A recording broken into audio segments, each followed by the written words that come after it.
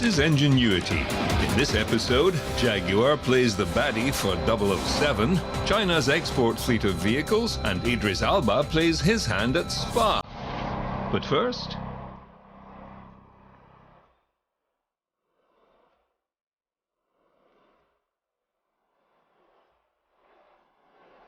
At the 66th IAA in Frankfurt, Germany, Mercedes-Benz have revealed their new racing car for the upcoming DTM season. The Mercedes-AMG C63 DTM 2016. Meine sehr verehrten Damen und Herren, das ist das neue DTM-Fahrzeug für die Saison 2016. Das ist der neue Mercedes AMG C63 DTM. Boasting a 4-litre V8 engine producing 483 horsepower and 500 Newton-meters of torque, the vehicle's performance is enhanced by the lightweight carbon fiber shell, weighing in at just 1,120 kilograms, the minimum allowed for the DTM. Rear-wheel drive with a 6-speed sequential gearbox through a mechanical differential, it has no traction control or ABS connected to its carbon ceramic brakes. The coupe will replace the 2012 Model C to battle it out against the popular 2015 BMW M4 and 2015 Audi RS5 coupe. Revealed alongside the DTM variant are the Edition 1 C63 and the C63S coupe road cars. Unrestricted by DTM rules, these versions have more acute front spoilers and rear diffusers. Mercedes-Benz is the most successful manufacturer in the DTM, recording more than 170 victories and 9 drivers' championships.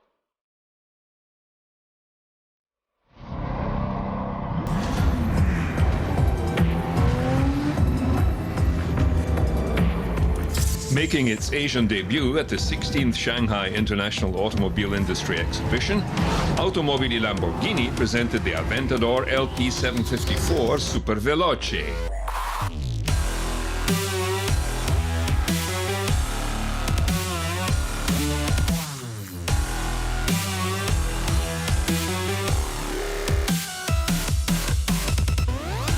With China remaining one of the most important markets for Lamborghini worldwide, the brand has won recognition from this market and is deeply rooted among Chinese customers.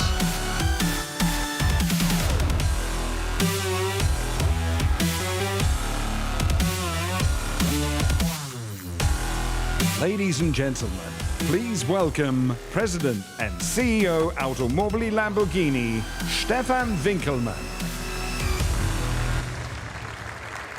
Signore e signori, buonasera. Ladies and gentlemen, this is the 10th anniversary of Lamborghini here in China.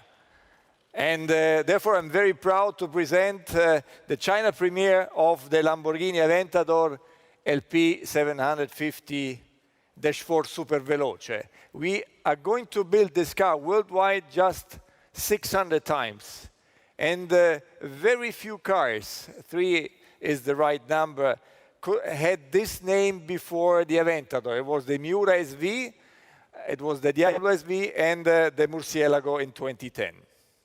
With this car, we concentrated on 3 major items. The first one is the power-to-weight ratio. We increased the power from 700 to 750, so by 50. We reduced the global weight of the car by 50 kilos. And we achieved an astonishing power-to-weight ratio of just 2 kilo per horsepower. The second one is the aerodynamics. And we improved the aerodynamics, so the downforce of this car by 170% in comparison to the coupe. This we did by changing the front. We improved the back by having a new diffuser and a big tail wing. And if it's then coming to the third point, it's all about drivability. And drivability for us, for sure, is handling, but it's also having a car which is very fast adapting to every road condition. So we put 2 things in the car which are exceptional for this. The first one is Lamborghini dynamic steering, and the second one is to have push roads with MagneRide. and then just 3 numbers which are speaking for themselves, from 0 to 100 in just 2.8 seconds, from 100 to still stand, so to 0 in just 30 meters, and top speed more than 350. Grazie. Thank you very much.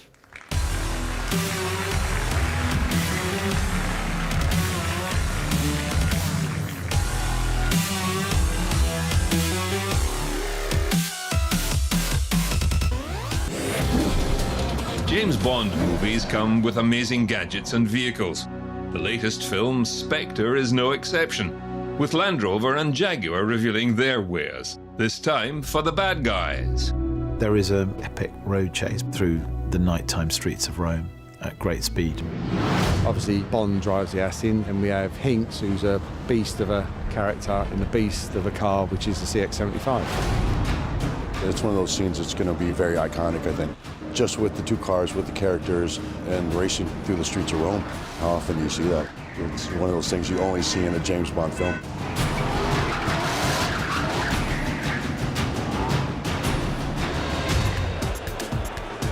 Jaguar Land Rover celebrated their vehicles appearing in the new Bond adventure Spectre. Cars, including the Jaguar CX-75, Range Rover Sport SVR and the iconic Land Rover Defender, stole the show, as they were unveiled in public for the first time at the palatial Tournon taxis in Frankfurt. So we got involved with the Bond film because at Special Operations, our role, if you like, is to push the boundaries on all of our cars, whether it's capability or performance, or in this case, abusability. So the clue's in the word special, I guess. We produce special cars. They needed some very, very special cars for this film. I guess I'll start with the Defender. The Defender's the iconic Defender, of course, been in production for 67 years. They wanted a car that could perform in exceptional snow conditions. So you can see the Defender is attired with unbelievable wheels. It's raised. It's got added suspension and. So the Defender is an obvious car for the film. I think because they're powerful, and as well as being incredibly safe as well. There's a kind of ruggedness about the car which really fits with Bond, that you can imagine someone taking an adventure, like the way that I did in the Defender and Skyfall in the opening sequence. You know, I was out in all terrains in the Defender, and you felt as though it was the perfect car for that, you know, that ruggedness. We've got the Range Rover Sport SVR. Range Rover Sport SVR is the most powerful, fastest Land Rover ever built. So I guess that was a fairly obvious choice for the film. And then finally CX-75. CX-75 is a Jaguar concept car. It's a supercar. What better car to have than that in a James Bond movie? Jaguar have supplied Bond's enemies before. In 2002's Die Another Day, the arch-villain drove an XKR convertible. It was fitted with some interesting optional extras, including a multi-barrel minigun, thermal imaging, a mortar launcher, rockets under the front grille, missile launchers hidden in the doors, and front ramming spikes. Unfortunately, these options were not available on the production model. Well, you know, we had a relationship with Bond in a couple of films ago with the special XK that we did. And it was the baddest car. It had guns and everything in it, so it was quite an adventure. And of course now with this car here, the CX-75, again, the baddie's driving the Jaguar, but that's fine by us. It's but we like the baddie thing. And we've designed this car actually a number of years ago, and it was a car we were going to put in production. We decided not to for various reasons, but the Bond people discovered it and decided it was good for the movie. So it's in the movie. And it's a very expressive car in the movie. The fact that these 2 cars were at a chase scene, you know, on the bare streets of Rome is just something. It's just amazing. I mean, it's amazing. You never see it anywhere. And this, when it was actually done, I mean, we really did this. It's not CGI. It's not special effect and green screen. I mean, we actually did this. So I mean, that in itself, it's amazing. It's an amazing feat. The delivery of power is just phenomenal. It's aggressive and it's rip your head off fast. It's lovely. I love it. It's an incredible car, and its prototype's not even available to the public, so it's kind of an honor to be driving it. on screen it appears that the streets are empty, when in fact, there was people everywhere just hanging out of windows or all kinds of, but they literally closed down the streets of Rome for us. So, I mean, that in itself kind of tells you, you know, what the love for James Bond around the world is. Well, this car actually is a mid-engine car. It's a V8. It's got a Jaguar supercharged V8 in the back. It's about 550 horsepower. It's quite quick. It's very lightweight, and so the actual balance, the weight balance of it is absolutely perfect. So it goes around corners extremely well, and it's just a great car to drive. But apart from that, it's great to look at. Originally a concept car at the 2010 Paris Motor Show, it was built to celebrate 75 years of Jaguar, hence the name CX-75. For one, it's unique. You're never going to see one anywhere except for a James Bond film. You're never going to see anyone drive it except Mr. Hinks, which is pretty awesome. But it's unique, it's beautiful, it's fast, it's powerful, but it's still very elegant and sophisticated. I mean, it's one of a kind, and you'll never see one anywhere else but James Bond. I mean, if God, I hope it gets built, this car. I really, really do. And I will be the first in the line to my name for one, because I think it is the most stunning car out there if it was built. And I was there at the launch in Paris. I've spoken to Ian Callum about it a million times, begging and pleading for them to build it. So you never know if obviously going to see it more in the film, and I think it looks spectacular. No one's actually seen any of it yet, but I think then people will really, really want one after that. I don't know, they're quintessentially British, and they're great machines, and they look amazing.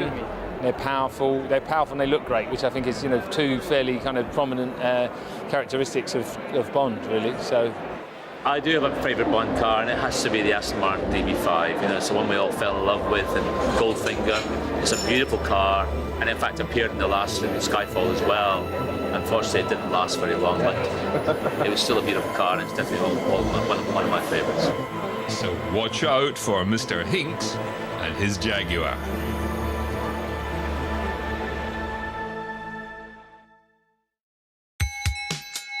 Chinese people's love of imported cars is no secret anymore. It's often said the reason behind the preference is because many Chinese people find cars made by foreign brands beautiful and luxurious. However, that trend is now reversing. Many Chinese cars are now welcomed by foreigners, and many Chinese brands are also doing well in foreign markets, such as Great Wall, JAC, even Chery. The strategy of these brands hasn't just been selling cars to foreigners either. Some brands have become so popular, they've even set up manufacturing bases overseas.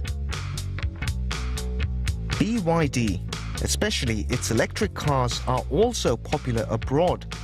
On March 4, 2013, 52 of BYD's E6 electric cars were exported to Britain and became part of the first ever team of electric cabs in London. BYD's electric vehicles were described as having a green heart and the world's first batch of electric cars put into commercial use. Its high-capacity battery allows the car to go over 300 kilometers on one complete charge.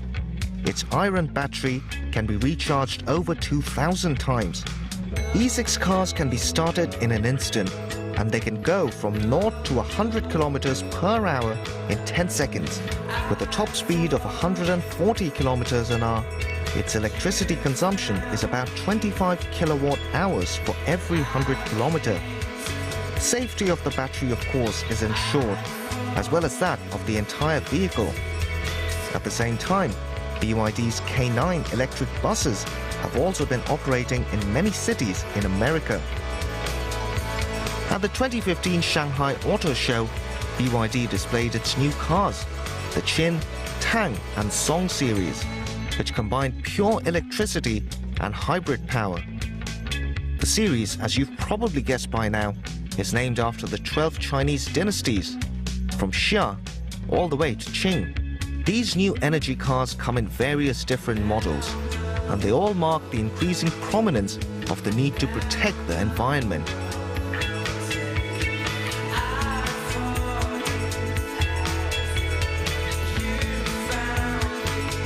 Geely, meanwhile, is another Chinese brand performing well in the overseas market. In Cuba, most of the police cars are Geely. And since Geely purchased Volvo, its overseas reputation is said to have increased further. Geely has now built a CKD factory in Russia, Egypt and Uruguay, and an SKD factory in Ukraine, Sri Lanka, Indonesia and Ethiopia. Its exports have improved significantly, and it's become the representative of Chinese brands in general as far as overseas markets go. In Russia, Geely has 87 sales outlets with 24,000 sales each year. And Geely also signed a cooperation agreement with Belarusian mining machinery company Belaz and parts makers Soyuz to jointly invest in Geely's Belarusian outfit. In the future, Geely also reportedly plans to expand in the European and American market.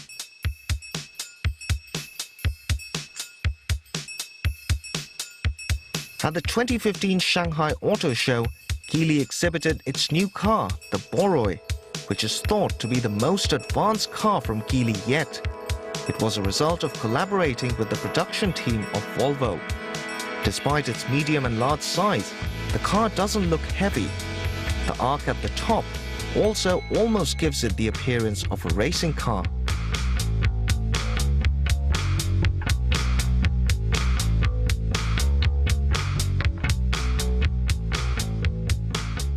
And while we talk of Chinese brands doing well abroad, the conversation perhaps remains incomplete without mentioning Chery, especially its exploits in Turkey, Egypt and Ukraine. The Chery QQ is small and cheap, making it very popular among young people. And the theme of its design seems intent on appearing cheerful. In fact, the Chery QQ's front lights, some say, look like happy eyes. The Chery QQ is said to be especially suited to young people in pursuit of fashion and personality.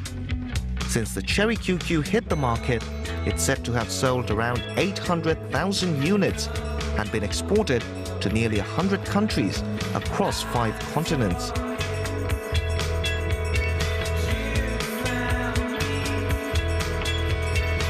At the 2015 Shanghai Auto Show, though, Chery's third generation and 3.0 was the one that caught the eye of many. The two-seater is an electric car with the possibility of long-distance wireless charging.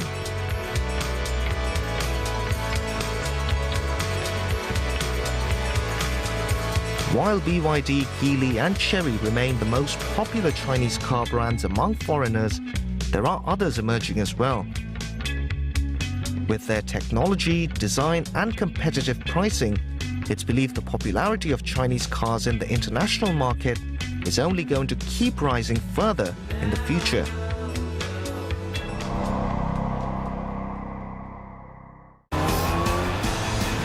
Day after tomorrow, I've got to go to Berlin to DJ at a Jaguar party for the launch of their new car called the XE. And actually, they're going to send one to me, so I'm going to drive it from here to Berlin. It's a lot of driving, so I think I might just stop on the way and just get up to mischief. I'm looking forward because it's got a lot of gadgets in it, and I've got a playlist to get together. I can just connect it to the internet and sort of do my playlist while I'm driving without taking my eyes off the road. Very sexy. Nice, nice, nice, nice. It's a bit of a ride, isn't it? On my way to Berlin, and Jaguar said, listen, do you want to come down to Spa to test out the XE? I'm going to use City Seeker, and there it is, Spa. Welcome at Spa-Francorchamps racetrack. It's quite an iconic racetrack. It's very rare, production cars get to do racetracks like this. They just don't do it, so we're very fortunate. So I've whipped down here an F1 legend, Mr. Martin Brundle. He's here. Martin! You made it. Hello. How are you? I'm good, mate. How are you? Good stuff, yeah. This is the 3-litre V6, 340 horsepower. Is it fast, yeah? Yeah, it takes off. Do you want to come round with me? It's just covered in snow and ice and fog. All right then.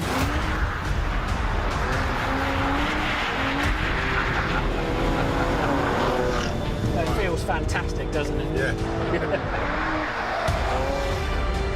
The best drivers are the smoothest drivers. Right, yeah. Not the most aggressive.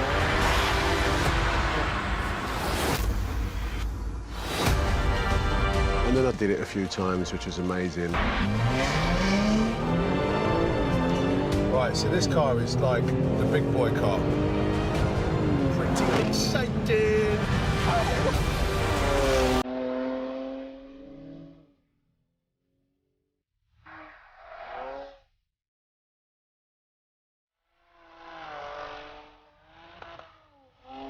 For people that like to drive the F-Type version, are going to have a great time driving. It's a driver's car. That was a lot of fun. This car is... I'm on my way to Berlin. I'm DJing tonight and I'm pressed for time. It's the last stage of my journey.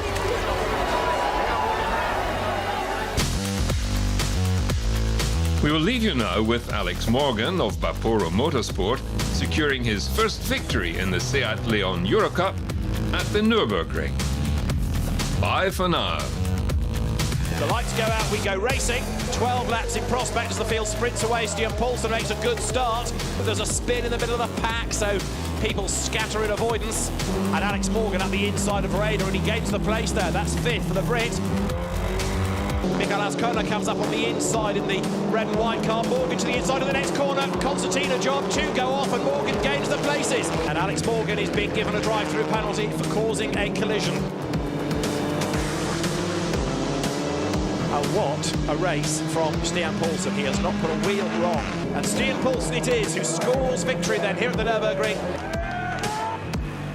It was hard and easy actually, because in the beginning it started raining, so everybody was not sure which tire to put on, rain or slicks. I think I was like 6 seconds in front or something in the end there, so I was just... So yeah, something like... So I just... it was like a Sunday ride in the end there.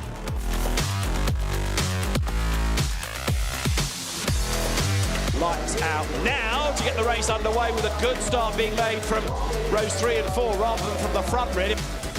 No, there is contact, and off into the barriers is fired the erstwhile championship leader, Paul Rossell. Poulsen to the inside, and there's contact. He hits the back of Azcona. That's going to put him potentially out of the race with front damage. He goes off the road of the chicane, back on again. Azcona goes over the curb on the inside, and he takes the place. Over the curb and sideways goes the race leader. Fantastic drive. Alex Morgan wins second. Mario Dablander comes across the line behind him.